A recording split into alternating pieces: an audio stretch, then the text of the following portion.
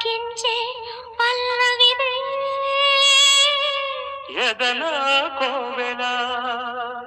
ఎదుటే దేవత వలపై వచ్చి వరమే ఇచ్చి కలిసే వేళలో మాటే మంత్రము మనసే బంధము ఈ మమతే ఈ సమ్మతే